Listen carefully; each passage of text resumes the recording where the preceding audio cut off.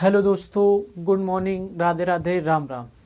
चलिए दोस्तों, हम लोग अपना जो टॉपिक चल रहा था हम लोगों का क्या, संविधान के बारे में हम लोगों ने संसद वगैरह पढ़ ली थी। और हमने ये कहा था कि अब जो संसद पढ़ रहे हैं हम, उसमें क्या होगा कि लोकसभा, राज्यसभा और विधान परिषद, विधानमंडल वगैरह हम लोग पढ़ रहे थे, वही पढ़ रहे थे। और हमने फिर कहा था कि आप अब जो अगला टर्न होगा हम लोगों का क्या होगा, वो लोकसभा के बारे में पढ़ेंगे। मतलब एक एक चीज़ हम पढ़ के चलते हुए चलेंगे। और सबसे पहले हम किसको पढ़ेंगे, लोकसभा को पढ़ेंगे। मतलब सबसे पहले लोकसभा पढ़ेंगे, लोकसभा में क्या होती है, क्या नहीं होता है, क्या क्या चीज़ें होती है। अभी हमने केवल इतना डिस्कस किया था कि लोकसभा का सदस्य बनने के लिए आपकी कितनी न्यूनतम आयु होनी चाहिए, है ना, ये कितनी सीटें होती हैं लोकसभा में, उत्तर प्रदेश में कितनी है, बस इतनी बातें हमने की थी। लेकिन अब हम एक एक चीज़ को लेकर के चलेंगे, ठीक है ना। तो सबसे पहले जो चैनल को देख रहे हैं या हमारा वीडियो देख रहे हैं, तो वो सबसे पहले क्या करेंगे, लाइक करेंगे, शेयर करेंगे और सब्सक्राइब करेंगे, ठीक है मित्र। चलते हैं हम आगे की ओर। तो एक हेडिंग डालें आप, लोकसभा। लोकसभा एक हेडिंग डालें सबसे पहले, ठीक। लोकसभा के बारे में देखें। हम लोगों ने लोकसभा के बारे में पढ़ना शुरू किया था। मतलब लोकसभा कैसे क्या बनती है इसके बारे में हम पढ़ चुके थे लगभग में बहुत सारी चीज़ें। तो कहने का मतलब ये है दोस्त कि हमने लोकसभा के बारे में क्या पढ़ा था, थोड़ी सी चीज़ें रिपीट करते हैं, थोड़ा टाइम लगेगा। कहने का मतलब है कि लोकसभा जो होती है वो क्या होती है, एक निम्न सदन होता है, ठीक। निम्न सदन होता है क्या, लोकसभा। फिर इसके बाद में हमने बताया था कि लोकसभा जो होती है वो अस्थायी सदन होता है। क्या होता है, अस्थायी सदन होता है क्या, लोकसभा। फिर इसके बाद में हमने ये बताया था कि यहाँ पर प्रत्यक्ष चुनाव होता है। कैसा होता है, प्रत्यक्ष चुनाव होता है यहाँ पर, कहाँ पर, लोकसभा में। फिर हमने आपको ये भी बताया होगा कि यहाँ पर प्रत्यक्ष चुनाव होता है। लेकिन अगर हम आगे की बात करें तो हमने ये भी बताया था कि ये लोगों या लोकप्रिय सदन भी कहते हैं इसे। अब क्या कहते हैं, लोकप्रिय सदन के नाम से भी जानते हैं। किसे कहते हैं, तो लोकसभा को कहते हैं, ठीक है। और कह सकते हैं ये जो लोकसभा होती है, ये जो लोकसभा होती है, इसका कह सकते हैं अगर आपको यहाँ पर चुनाव लड़ना है तो चुनाव लड़ने के लिए जो आपकी उम्र होती है वो न्यूनतम उम्र कितनी होती है, तो ये भी आपको हमने बताया था। तो कितनी होती है न्यूनतम उम्र, 25 वर्ष, ठीक। 25 वर्ष न्यूनतम उम्र होनी चाहिए जब आप चुनाव लड़ सकते हैं। फिर इसके बाद हमने ये भी बताया था कि इसका कार्यकाल कितना होता है। कहने का मतलब कि अगर आप इस पद पर बैठ जाते हैं तो आपका कार्यकाल कितना होगा, वो चीज़ें आपको बतानी थी। तो कार्यकाल जो होता है वो कितने वर्ष का होता है, 5 वर्ष का होता है, ठीक है, याद रखें। फिर हमने आपको ये भी बताया था कि लोकसभा जो होती है इसमें कितनी सीटें होती हैं। तो हमने बताया था कि अधिकतम जो सीटें होती हैं लोकसभा की, अधिकतम की बात करें तो 552 होती हैं। कितनी होती है, 552 होती है। और फिर अगर हमने कहा था कि वर्तमान में कितनी है, तो वर्तमान में हमने आपको बताई थी 545 होती है, ठीक। ये सारी चीज़ें हम पढ़ चुके थे लगभग में। अब देखिए, हमने इनमें से अगर आपसे बात की थी तो ये 3 जगह से चुनी गई थी। मतलब 2 तो राष्ट्रपति मनोनीत कर रहा था, ठीक, राष्ट्रपति द्वारा मनोनीत किए जा रहे थे। इसके बाद में 530 जो थे वो राज्यों से चुनी जा रही थी। अब बच रहे थे कितने, 13। तो 13 सदस्य जो थे वो कहाँ से थे, केंद्र शासित प्रदेश से थे, ठीक। ये केंद्र शासित प्रदेश से होते हैं। तो ये आपको ये चीज़ें सारी याद रखनी थी जो कि हम आपसे बात कर चुके थे, ठीक। इतनी चीज़ें हम बात कर चुके थे लगभग। तो इसे नोट करें, तुरंत से हो गया होगा। चले, अब आपसे बात ये आती है कि मान के चलिए आपको लोकसभा का चुनाव लड़ना है, तो आपकी योग्यता क्या होनी चाहिए, है ना, क्या योग्यता होनी चाहिए, आपसे ये पूछा जाता है। कंपलसरी योग्यताएं क्या हैं, तो देखिए कंपलसरी योग्यताएं क्या होती हैं कि सबसे पहली योग्यता की अगर हम बात करते हैं, यदि आप लोकसभा का क्या चुनाव लड़ना चाहते हैं, योग्यता, ठीक। अगर आपको चुनाव लड़ना है किसका, लोकसभा का, तो सबसे पहली योग्यता आपके पास क्या होनी चाहिए, ये आपके डिपेंड करती है, ठीक है। तो योग्यता या क्वालिफिकेशन क्या होनी चाहिए, तो सबसे पहला ये बनता है कि वह क्या हो, वह भारत का नागरिक हो। अगर आप लोकसभा का चुनाव लड़ रहे हैं तो भारत का नागरिक होना आपका आवश्यक है, भारत का नागरिक हो, ठीक। फिर इसके बाद में अगला पॉइंट ये मिलता है कि उसकी न्यूनतम उम्र कितनी होनी चाहिए, 25 वर्ष होनी चाहिए, तभी आप चुनाव लड़ सकते हैं, ठीक है। लेकिन अगला क्वेश्चन ये मिलता है कि किसी भी लाभ के पद पर ना हो, किसी भी लाभ के पद पर ना हो, लाभ के पद पर ना हो, पद पर ना हो, ठीक है।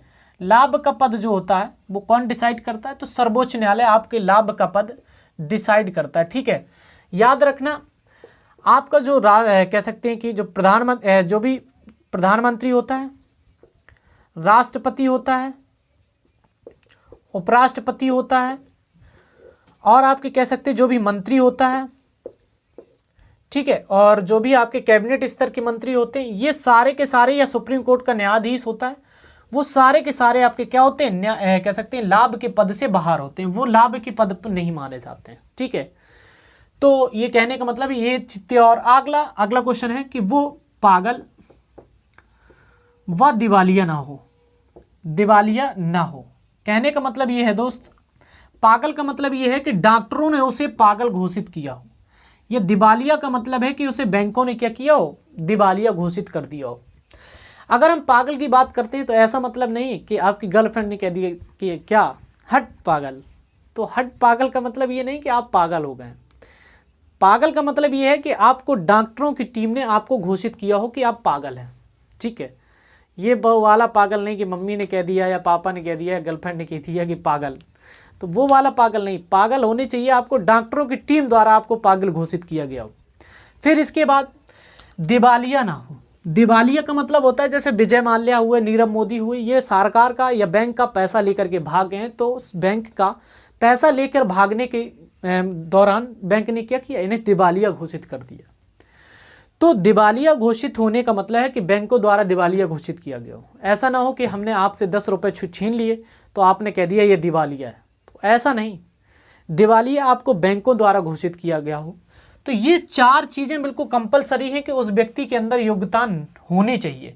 मतलब न्यूनतम उम्र 25 वर्ष कर चुका हो, किसी भी लाभ के पद पर ना हो, और पागल व दिवालिया ना हो। ठीक, दिवालिया ना हो, तो ये चीज़ें आप उसको कंपलसरी है, समझ में आई बात, और भारत का नागरिक हो। ये तीनों पॉइंट आपको याद रखने हैं, चारों। ठीक है, तो नोट करके लिखें, इसको कर लिया होगा लगभग। ठीक है, तो ये सारी चीज़ें आप पढ़ चुके थे। देखिए जरा, अब अगला पॉइंट क्या मिलता है। लोकसभा का जो चुनाव होता है, आपको लिखना है अगला पॉइंट कि इसका जो चुनाव होता है, क्या होता है चुनाव, तो क्या होता है, फर्स्ट पास्ट द सिस्टम विधि द्वारा होता है, सिस्टम विधि द्वारा होता है। कहने का मतलब ये है दोस्त कि ये जो विधि अपनाई जाती है इसमें चुनाव में, वो फर्स्ट पास्ट द सिस्टम विधि को अपनाया जाता है। ये विधि क्या होती है, मतलब अधिक मतों के आधार पर, अधिक मतों के आधार पर आपका चुनाव होता है। मतलब जिसको अधिक चुनाव में वोट मिलते हैं वो क्या होता है, वो पार्टी में जीत जाता है। तो इसे हम क्या कहते हैं, फर्स्ट पास्ट द सिस्टम विधि। ठीक है, तो इसको आपको नोट करना है कि लोकसभा का चुनाव जो होता है वो फर्स्ट पास्ट द सिस्टम विधि के द्वारा ये चुनाव होता है। ठीक है, बात पॉइंट समझ में आई। तो अगला पॉइंट ये देखें, आपको ये क्वेश्चन पूछा जाता है कि लोकसभा जो होती है, ठीक, इसका कार्यकाल कितना होता है, 5 वर्ष का होता है। लेकिन याद रखें, इंदिरा गांधी के समय 1975 में आपातकाल लगाया गया भारत देश में। तो आपातकाल के दौरान इंदिरा गांधी जी ने एक 42वां संविधान संशोधन किया, और 1976 में इसके तहत लोकसभा के कार्यकाल को, कह सकते हैं कार्यकाल को क्या किया गया, 6 वर्ष का कर दिया गया। कहने का मतलब जो 5 वर्ष कार्यकाल हुआ करता था उसे कितने वर्ष कर दिया गया, 6 वर्ष। यह कह सकते हैं कि लोकसभा का कार्यकाल कितनी बार 6 बार रहा, तो 1 बार किया गया, केवल 1 साल बढ़ाया गया था। कहने का मतलब है कि 5 वर्ष तो था ही था, और 1 वर्ष यहाँ पर आपातकाल के दौरान 1 वर्ष कार्यकाल बढ़ा दिया गया था। अगर आपसे क्वेश्चन ऐसे पूछता है कि आपातकाल के दौरान लोकसभा के कार्यकाल को कितना बढ़ाया जा सकता है, तो 1 वर्ष बढ़ाया जा सकता है। ठीक है, याद रखें। तो कहने का मतलब है कि आपातकाल के दौरान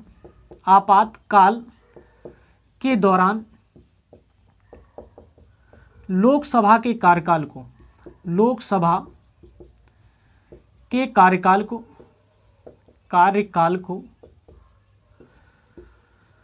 कितना बढ़ाया जा सकता है, कार्यकाल को कितना बढ़ाया जा सकता है, कितना बढ़ाया जा सकता है। ठीक है, तो आपको बताना है कि 1 वर्ष लोकसभा का कार्यकाल बढ़ाया जा सकता है। कब, जब इमरजेंसी देश में लागू हो तब।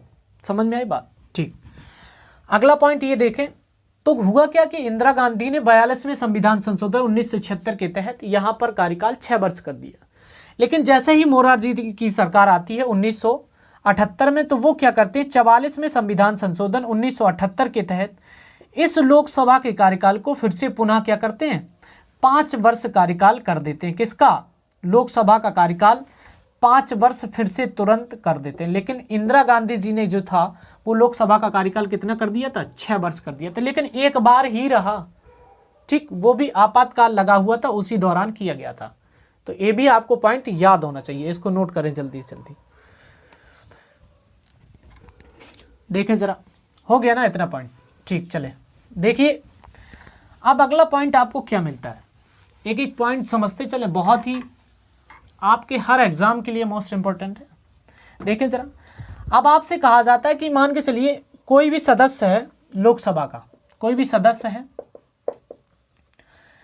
अगर संसद का कोई भी सदस्य, संसद का कोई भी सदस्य, कोई भी सदस्य, कोई भी सदस्य संसद को या सदन को, सदन को बिना बताए 60 दिनों तक, 60 दिनों तक अनुपस्थित रहता है, अनुपस्थित रहता है, तो अनुपस्थित रहता है तो उसकी सदस्यता समाप्त कर दी जाती है, उसकी सदस्यता समाप्त कर दी जाती है, ठीक, समाप्त कर दी जाती है, ऐसी बातें बताएगी। कहने का मतलब है कि चाहे वो लोकसभा का सदस्य हो चाहे राज्यसभा का हो, अगर वो किसी कारण बस बाहर चला गया और उसने बताया नहीं अपने सदन के व्यक्तियों को, बिना बताए चला गया, और वो 60 दिनों तक अगर नहीं आता है सदन में, तो क्या होगा, अगर 60 दिनों तक सदन में नहीं आता है तो उसकी सदस्यता समाप्त कर दी जाएगी, ऐसी बातें की गई। ठीक, बात समझ में आ गई होगी आपको। तो देखिए जरा, एक और पॉइंट मिलता है हमें। अगला पॉइंट क्या मिलता है, अगला पॉइंट ये मिलता है कि किसी भी, मतलब संसद के किसी भी सदन की, कह सकते हैं संसद के या संसद की खुद या किसी भी सदन, किसी भी सदन की, सदन की बैठक के लिए कोरम या गणपूर्ति, कोरम या गणपूर्ति 1/10 निर्धारित की गई है, निर्धारित की गई है। कहने का मतलब ये है दोस्त कि चाहे संसद की बैठकें चल रही हों, चाहे संसद की किसी भी सदन की चल रही हो, मतलब लोकसभा की हो चाहे राज्यसभा की, बैठकें तभी चलेंगी जब जितने भी सदन में सदस्य हैं उसके 1/10 सदस्य अगर उपस्थित हैं, तो वो उस सदन की सदस्य में क्या करेंगे, उसकी बैठकें चल सकती हैं। कहने का मतलब है कि अगर हमने कहा कि 545 लोकसभा की सीटें हैं और लोकसभा की बैठक तभी चल सकती हैं जब इसका 1/10 सदस्य उपस्थित होंगे। कहने का मतलब यदि 55 सदस्य हैं तो लोकसभा की बैठकें हो सकती हैं। अगर हम कहें कि राज्यसभा की, तो 245 सीटें हैं और इसकी अगर 1/10 हैं, कहने का मतलब है कि अगर 25 सीटें हैं तो यहाँ पर लोकसभा की बैठकें चल सकती है, ऐसी आपको बताएगी। अगर 24 हैं तो इस सदन की बैठकें नहीं चलेगी।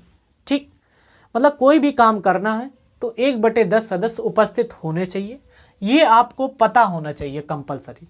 ठीक, तो नोट कर लें, ये बहुत ही अच्छे पॉइंट है जो आपको बताया जा रहा है। ठीक है, चले नोट कर लिया होगा। देखिए जरा अगला पॉइंट क्या मिलता है आपको।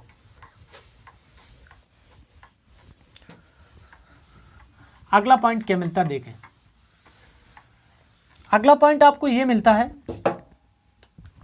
कि मान के चलिए कोई भी व्यक्ति है, कौन है, कोई भी व्यक्ति एक ही समय में, क्या एक ही समय में लोकसभा या कह सकते हैं विधानसभा का सदस्य निर्वाचित हुआ है, निर्वाचित होता है, तो उसे विधानसभा की सदस्यता छोड़नी पड़ेगी, सदस्यता छोड़नी पड़ेगी। ठीक, अगर वो सदस्यता नहीं छोड़ता है तो क्या होगा, अगर उसे क्या करना है, मतलब विधानसभा की सदस्यता छोड़नी पड़ेगी, लेकिन कितने दिन पहले, 14 दिन के अंदर उसे सदस्यता छोड़नी पड़ेगी। अगर वो 14 दिन के अंदर ये सदस्यता नहीं छोड़ता है विधानसभा की, तो उसकी जो लोकसभा की सदस्यता है वो समाप्त कर दी जाएगी। कहने का मतलब ये है कि अगर कोई भी व्यक्ति संसद के किसी भी सदन का सदस्य चुना गया है, ठीक, अगर वो सांसद भी बन गया है और यहाँ पर विधानमंडल भी बोल सकते हैं, ठीक, विधानमंडल, अगर इसका भी इसका भी सदस्य चुन गया, मतलब विधायक भी बन गया, मतलब एक ही समय में वो दोनों पदों पर बैठ गया, मतलब विधायक भी बन गया है और सांसद भी बन गया है, तो क्या करेगा कि उसे विधायक पद से इस्तीफा देना पड़ेगा और 14 दिन के अंदर तभी वो सांसद के पद पर बैठ पाएगा। अगर वो 14 दिन के अंदर ये यहाँ से सदस्यता नहीं छोड़ता है तो इस सदन की सदस्यता समाप्त हो जाएगी और ये वाली आपकी उसकी बनी रहेगी। ठीक, बात समझ में आई? तो ये पॉइंट भी बहुत इंपॉर्टेंट है जिसे आपको नोट करना है। ठीक है, नोट करें इसको। हो गया होगा नोट? देखें जरा, अब अगला पॉइंट आपको मिलता है, क्या मिलता है देखें जरा, क्या पॉइंट मिलता है, देखें जरा किसमें कितना है दम। देखें भाई, अगला पॉइंट मिलता है प्रोटेम स्पीकर। प्रोटेम स्पीकर, आपको एक पॉइंट मिलेगा प्रोटेम स्पीकर के बारे में मिलता है। ठीक, ये प्रोटेम स्पीकर होता क्या है, कौन होता है, कैसे बनता है ना? तो इसके बारे में आपको याद रखना है कौन होता है प्रोटेम स्पीकर। देखिए, प्रोटेम स्पीकर जो होता है, जैसे कोई भी कह सकते हैं जो नई लोकसभा का गठन होता है, ठीक, गठन होता है, तो उसी दौरान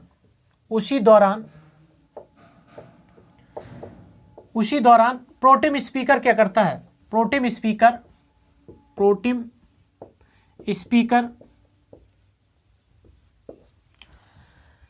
सभी सदस्यों को और लोकसभा अध्यक्ष को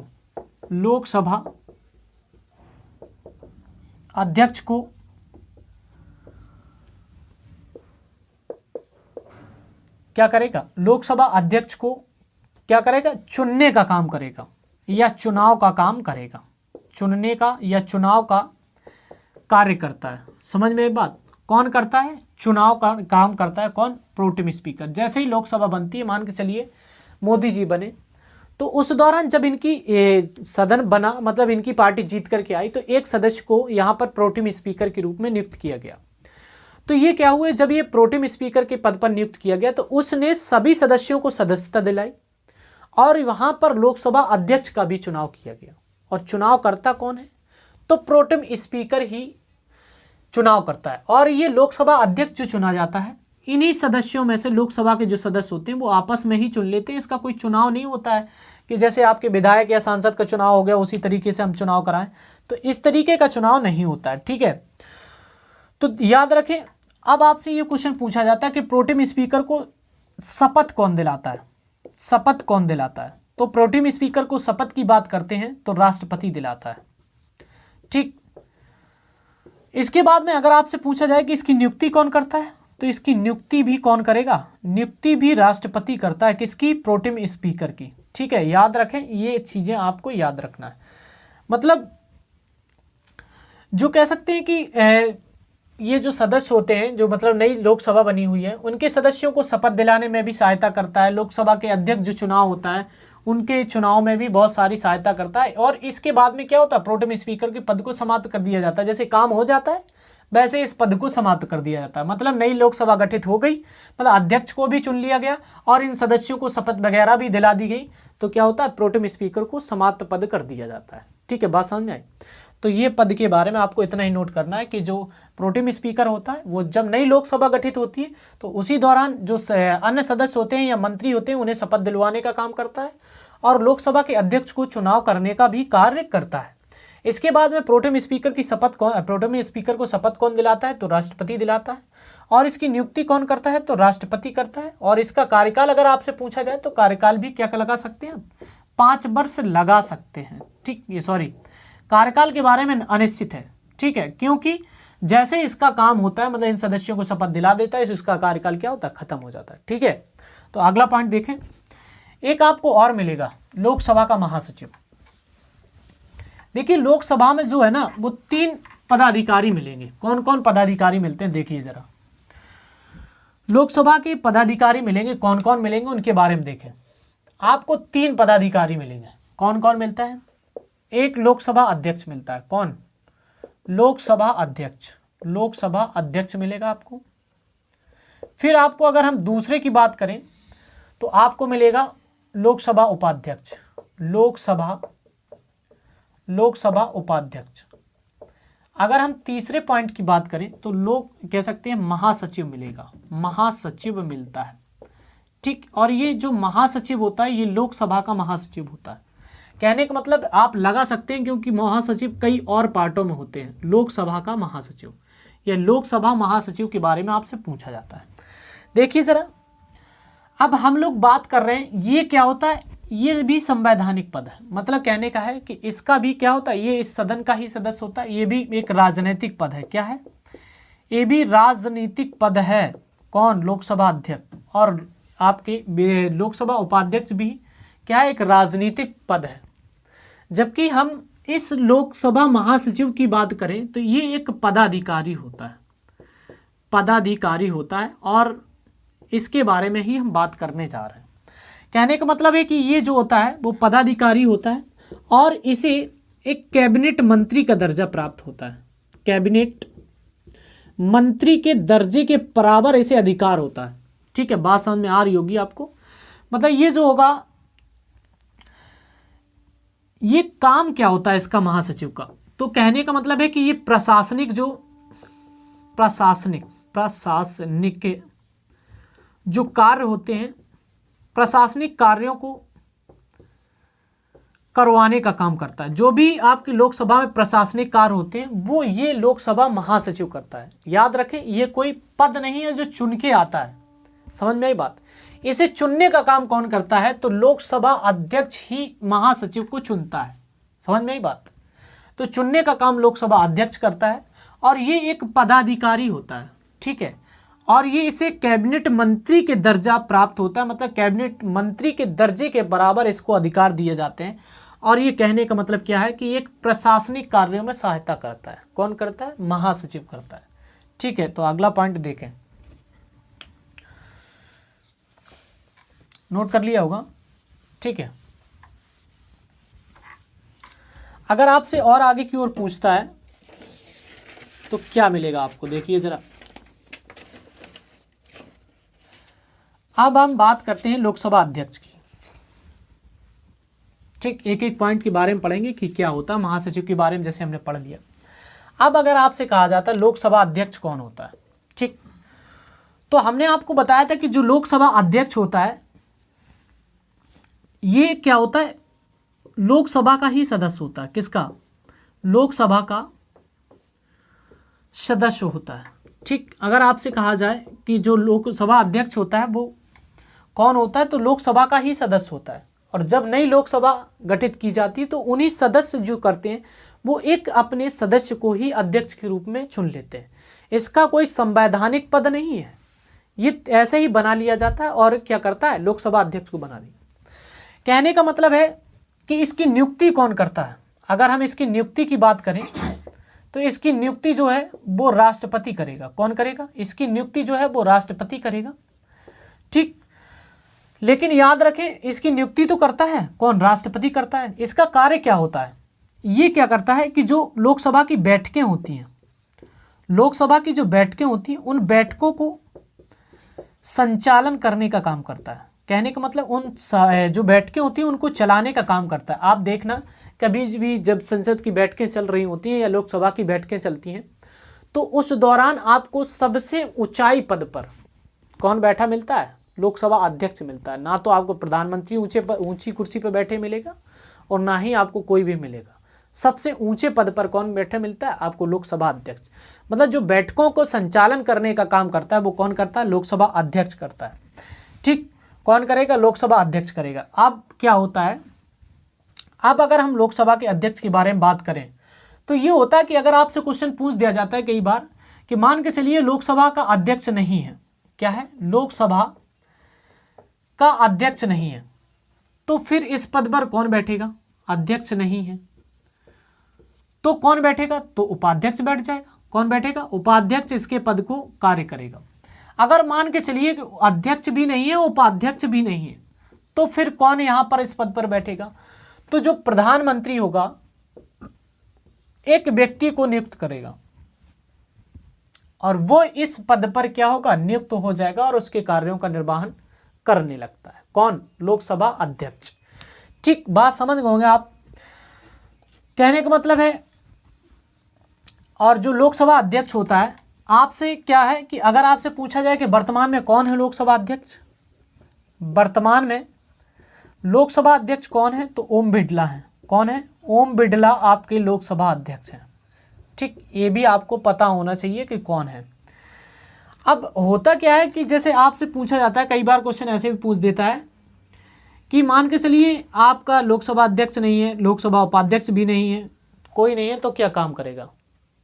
ठीक, अगर आपसे क्वेश्चन ऐसे पूछता है लोकसभा अध्यक्ष के बारे में, जैसे आपसे एक बहुत ज़्यादा प्रचलित क्वेश्चन है ये वाला, तो हालांकि नहीं है, सभी लोग जानते होंगे इसके बारे में। देखें ज़रा क्या क्वेश्चन आता है। आपसे ये कहता है कि कोई विधेयक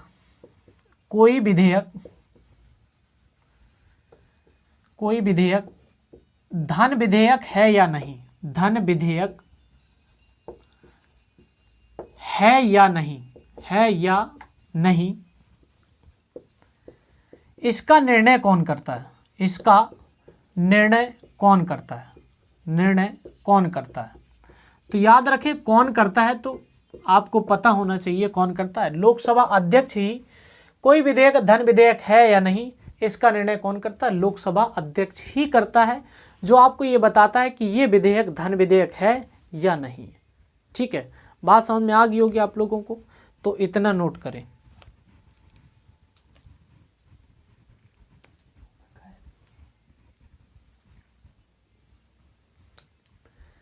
ठीक, तो इतना नोट हो गया होगा, नोट करें इसको। अब एक पद मिलता है हमको लोकसभा उपाध्यक्ष। जैसे मान के चलिए लोकसभा उपाध्यक्ष का काम होता है। अब आपसे एक क्वेश्चन पूछा जाता है, देखिए लोकसभा अध्यक्ष हो गया यहाँ और लोकसभा उपाध्यक्ष हो गया। कौन हो गया? उपाध्यक्ष। किसका उपाध्यक्ष? लोकसभा उपाध्यक्ष। होता क्या है कि आपसे ये क्वेश्चन पूछा जाता है कि लोकसभा अध्यक्ष अपना इस्तीफा किसे देता है और लोकसभा उपाध्यक्ष अपना इस्तीफा किसे देता है। तो आप सीधा सीधा पॉइंट ऐसे लिखिए, लोकसभा अध्यक्ष अपना इस्तीफा किसे देगा? उपाध्यक्ष को। और उपाध्यक्ष अपना इस्तीफा किसे देगा? लोकसभा अध्यक्ष को। तो इतना याद रखें कि लोकसभा अध्यक्ष जो होता है वो उपाध्यक्ष को अपना इस्तीफा देता है और जो लोकसभा उपाध्यक्ष होता है वो किसे देगा? लोकसभा अध्यक्ष को अपना इस्तीफा देने का काम करता है। मतलब अगर ये इन्हें देता है तो ये इन्हें देता है। ठीक है, बात समझ में आई। अब अगर आपसे कहा जाए कि मान के चलिए कि लोकसभा अध्यक्ष और उपाध्यक्ष दोनों पद के दौरान कहां पर? पद पर हैं, पद पर रहते हुए कथित काम करते हैं, या कह सकते हैं कि भ्रष्टाचार में लिप्त पाए जाते हैं। क्या होता है? भ्रष्टाचार में लिप्त पाए जाते हैं। तो इन्हें कौन हटा सकता है? तो याद रखें कौन हटा सकता है। तो लोकसभा में बहुमत पारित करके इसे हटा सकते हैं। किसे? दोनों को हटा सकते हैं, चाहे लोकसभा अध्यक्ष हो चाहे उपाध्यक्ष हो, दोनों को हम हटा सकते हैं। कैसे हटाएंगे? तो जितने भी लोकसभा में सदस्य हैं उनमें से एक कह सकते हैं कि एक पद कह सकते हैं एक पारित होना चाहिए विधेयक, जो कि 2/3 से पारित होगा, तभी ये क्या होगा, मतलब तभी ये हटाए जाते हैं। कहने का मतलब कि विशेष बहुमत के ही द्वारा इन्हें हटाया जा सकता है। ठीक है, बात समझ में आ गई होगी। और जब आप हटा रहे हो ना इनको, तो आपको क्या करना पड़ेगा? 14 दिन पहले इसकी सूचना आपको देनी पड़ती है। इसकी सूचना देनी पड़ती है। किसे देनी पड़ेगी? तो आप लोकसभा अध्यक्ष और उपाध्यक्ष को, जिसको भी हटा रहे हो, उसे आपको क्या करना पड़ेगा? 14 दिन पहले इसे सूचना देनी पड़ेगी। ठीक, बात समझ में आ रही होगी। तो ये तीनों पद हो जाते हैं, लोकसभा अध्यक्ष, उपाध्यक्ष और आपका कह सकते हैं ये सारे के सारे सदस्य हो जाते हैं। ठीक है, तो ये कह सकते हैं कि लोकसभा के पदाधिकारी होते हैं जो ये इस प्रकार का काम करते हैं। ठीक, देखिए जरा अगला पॉइंट क्या मिलता है। अब आपसे कुछ ऐसे पॉइंट पूछा जाता है, आपसे पूछा जाता है संसद के सत्र के बारे में। देखिए जरा, संसद का सत्र कहते हैं संसद का सत्र। ठीक, तो संसद का जो सत्र होता है वो कितने होते हैं? तो याद रखें, संसद के सत्र वर्ष में, मतलब एक वर्ष में, कितने वर्ष में? एक वर्ष में। एक वर्ष में 2 बार होने अनिवार्य है, 2 बार होने अनिवार्य है, और 3 बार से अधिक नहीं हो सकते, 3 बार से अधिक नहीं हो सकते, ऐसी बातें बताई गई हैं। ठीक, कहने का मतलब है कि जब दोनों सत्र आयोजित किए जा रहे हों, तो दोनों सत्रों के बीच में, दोनों सत्रों के बीच में 6 माह से अधिक का अंतर नहीं होना चाहिए। 6 माह से अधिक का अंतर नहीं होना चाहिए, अधिक का अंतर नहीं होना चाहिए, अंतर नहीं होना चाहिए। ठीक, ये भी आपको पॉइंट याद रखना है। किसमें? संसद के सत्र के बारे में। याद रखें, संसद का सत्र जब शुरुआत होता है, ठीक है, मतलब आपसे क्वेश्चन ऐसे भी पूछा जाता है, इसको नोट करें जल्दी से। आपसे क्वेश्चन ऐसे पूछा जाता है कि संसद का सत्र जो शुरू होता है वो किन शब्दों से होता है और किन शब्दों से इसका अंत होता है, ये आपसे पूछा जाता है। तो याद रखें, संसद का सत्र जो है वो किन शब्दों से इसकी शुरुआत होती है। तो याद रखें, संसद की शब्द की जो शुरुआत होती है ना, वो किन शब्दों से होती है। तो याद रखें, संसद के शब्द की शुरुआत जो होती है वो जन गण मन से होती है, जो कि जनगण मन जो है वो हमारा क्या है? राष्ट्रीय गान है। क्या है? राष्ट्रीय गान से हमारे संसद के सत्र की शुरुआत होती है। और हमने बताया आपको कि संसद का सत्र वर्ष में 2 बार होने अनिवार्य होते हैं और दोनों के बीच में 6 माह से अधिक का अंतर नहीं होना चाहिए। और ऐसा भी है कि आप 3 बार से अधिक भी सत्र नहीं बुला सकते। ठीक है, बात समझ में आई? मतलब वर्ष में 3 सत्र होने अनिवार्य हैं और मतलब 3 सत्र आप बुला सकते हैं, ऐसी बातें, 3 से अधिक नहीं बुला सकते। लेकिन न्यूनतम की बात करें तो 2 बुलाने पड़ेंगे आपको, और दोनों के बीच में 6 माह से अधिक का अंतर नहीं होना चाहिए, ऐसी भी बातें हैं। ठीक, तो वही बात कर रहे थे, जब संसद का सत्र शुरू होता है तो किन शब्दों से शुरुआत होती है। तो हमने बताया कि ये जो शब्द है वो आपका जनगण मन है, और ये क्या है? राष्ट्रीय गान है। इसे किसने लिखा था राष्ट्रीय गान को? तो याद रखें, लिखने का काम रविंद्रनाथ टैगोर ने किया था। रविंद्रनाथ टैगोर ने किया था लिखने का कार्य। और इसे गाने का समय कितना है? आपसे ये कई बार क्वेश्चन पूछा गया, एमटीएस वगैरह में एक बार मिला था कि इसे गाने का समय कितना होता है, तो याद रखें इसे 52 सेकंड में गाने का समय होता है। ठीक, मतलब राष्ट्रगान को गाने का समय 52 सेकंड है। इसे इसके रचयिता कौन है या इसके लिखने वाले कौन है, तो रविन्द्रनाथ टैगोर। लेकिन अब आपसे क्वेश्चन पूछा जाता है कि आपकी जो संसद होती है उसका अंत किन शब्दों से होता है। अंत की अगर हम बात करें तो वंदे मातरम से होता है। वंदे मातरम, वंदे मातरम शब्द से कह सकते हैं संसद के सत्र का अंत होता है। तो ये वंदे मातरम है क्या, ये राष्ट्रगीत है। क्या है, राष्ट्रीय गीत है आपका वंदे मातरम। ठीक है, याद रखें। तो अब ये आपसे पूछा जाता है कि राष्ट्रीय गान के रचयिता कौन है, राष्ट्रीय गान के या राष्ट्रीय गीत के रचयिता कौन है, अब आपसे पूछा जाएगा। तो याद रखें बंकिम चंद्र चटर्जी हैं। बंकिम चंद्र चटर्जी क्या है, इसके रचयिता हैं। ठीक, अब आपसे ये पूछा जाता है कि इसको गाने का समय कितना है। ठीक, गाने का समय पूछा जाए तो आपको बताना है इसको गाने का समय 65 सेकंड है। ठीक, ये आपसे बहुत पूछा जाता है जो कि आपको याद रखना है। लेकिन आपसे ये भी पूछा जाता है कि वंदे मातरम किस पुस्तक से लिया गया है। तो किस पुस्तक से लिया गया है, तो याद रखें ये वंदे मातरम जो है वो आनंद मठ पुस्तक से लिया गया है। कहाँ से, आनंद मठ पुस्तक से लिया गया है। और ये आनंद मठ पुस्तक है किसकी, तो ये आनंद मठ पुस्तक जो है वो बंकिम चंद्र चटर्जी की ही है। ठीक है, तो याद रखें, इसको भी नोट करें। अब देखें जरा संसद के सत्र होते कौन कौन है, उनके बारे में थोड़ी सी चर्चा और करते हैं। देखें जरा संसद का सत्र होते कौन कौन है। देखें संसद के सत्र कौन कौन होते हैं। सबसे पहला सत्र आपको, दूसरा सत्र, तीसरा सत्र, इस तरीके से आपके सत्र बुलाए जाते हैं। तीनों सत्र होते कौन कौन है, तो पहला मिलेगा आपको बजट सत्र। क्या मिलता है, बजट सत्र। दूसरा आपको मिलेगा क्या, आपको दूसरा मिलेगा मानसून सत्र। क्या मिलता है, मानसून सत्र। ठीक, फिर आपको तीसरा सत्र मिलता है कौन सा, शीतकालीन सत्र। शीतकालीन सत्र, ये आपको याद रखना है। मतलब अगर शीतकालीन सत्र चलेगा तो कब से कब तक चलता है, तो इनके दिन भी लिख सकते हैं आप। नवंबर से दिसंबर के बीच में, नवंबर और दिसंबर के बीच में आपका शीतकालीन सत्र चलता है। और अगर हम बात करें तो मानसून सत्र की बात, तो जुलाई से अगस्त के बीच में चलता है। जुलाई से अगस्त के बीच में आपका मानसून सत्र चलता है।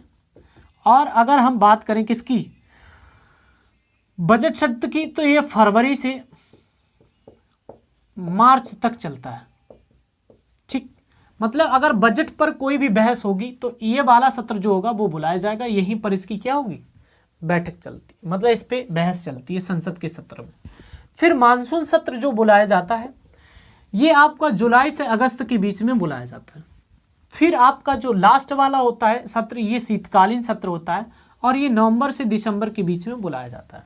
ठीक है, फरवरी मार्च में आपका क्या, बजट सत्र बुलाया जाएगा। मानसून सत्र आपका बुलाया जाएगा जुलाई अगस्त, और शीतकालीन सत्र आपका कहाँ बुलाया जाएगा, ये आपका नवंबर और दिसंबर में बुलाया जाता है। ठीक है दोस्त, तो आज जो है हम लोगों ने यहीं तक पढ़ा, और कल कुछ और आपके संसद के बारे में जो पॉइंट मिलते हैं उस पर हम डिस्कस करेंगे। मतलब एक एक पदाधिकारी के बारे में, अभी लोकसभा पढ़ रहे हैं, फिर इसके बाद में राज्यसभा पढ़ेंगे, राष्ट्रपति को पढ़ेंगे, फिर इसके बाद में हम लोग विधानमंडल की ओर चलेंगे। एक एक पॉइंट को लेकर के चलते हैं। ठीक है, तो अगर हमारा कंटेंट अच्छा लग रहा हो तो आप हमारी चैनल को क्या करें, लाइक करें, शेयर करें और सब्सक्राइब करें। ठीक, और अगर आपको कहीं कोई भी डाउट होता है तो आप कमेंट बॉक्स में आप अपने क्वेश्चन को लिख सकते हैं, जिसका आपको जवाब दिया जाएगा। ठीक है, तो एक आपसे क्वेश्चन लास्ट में हम करते हैं जो कि आपको बताना है। ठीक है, तो लास्ट वाला एक क्वेश्चन याद रखें, क्या क्वेश्चन है उसको देखें जरा। आपसे क्वेश्चन कहता है कि राष्ट्रपति संसद में कितने सदस्यों को मनोनीत करता है, कितने सदस्यों को मनोनीत करता है, मनोनीत करता है, ये आपसे क्वेश्चन पूछा गया है। ठीक, और आपके ऑप्शन भी विधिवत रूप से दिए जाएंगे।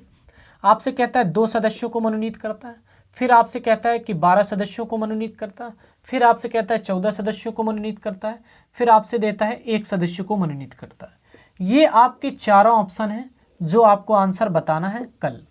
ठीक है, तो हमारे चैनल को लाइक शेयर सब्सक्राइब अवश्य करें। थैंक यू, धन्यवाद। आज के लिए कितना ही।